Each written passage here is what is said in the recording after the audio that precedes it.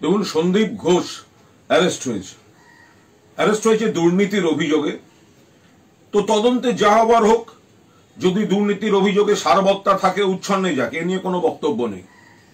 কিন্তু প্রশ্ন হচ্ছে, সিবিআই এর কাছে অনুরোধ যে আসল যে ঘটনাটি, অর্থাৎ খুন, ধর্ষণ, মেয়েটির উপর অত্যাচার, সেই তদন্তটা কোন জায়গায় দাঁড়িয়ে। সেখানে এখনো পর্যন্ত যে একমাত্র গ্রেফতার, সেটাও কলকাতা পুলিশ 12 ঘন্টা 24 ঘন্টার মধ্যে সেই সঞ্জয় রায়কে পুলিশ অ্যারেস্ট করেছে। তারপর থেকে কোনো অ্যারেস্টও নেই এবং কোনো আপডেটও নেই। দুর্নীতির যে মামলাগুলো, অভিযোগ, সেটা আলাদা, তা নিয়ে যা তদন্ত হচ্ছে হোক, উনি আমি একটি শব্দও বলছি না। কিন্তু এই প্রশ্নে আমার একটা জায়গায়, যে আসল যে মামলাটি, অর্থাৎ মেয়েটিকে কারা ধর্ষণ করলো বা কে করলো, ওই সঞ্জয় একা ছিল না ওটাখানে চক্র কাজ করেছে, এর আপডেটটা তো চাই। এই আপডেটটা তো দিতে হবে।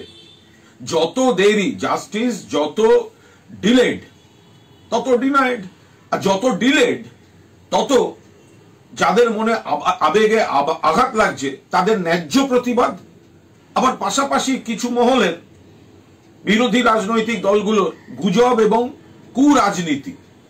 তো এটা তো করা যায় না।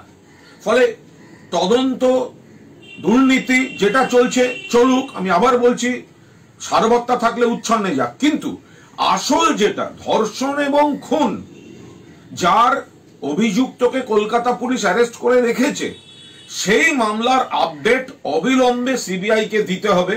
না হলে এই বিলম্ব, তাতে অনেকের অনেক ধরনের নানা ধরনের ঘটনা ঘটছে, এটা ঘটতে দেয়া যেতে পারে না। অপপ্রচার, কুৎসা ইত্যাদি চলে আসছে, আবার অনেকের ন্যায্য ভাবাবেগে আন্দোলন চলছে।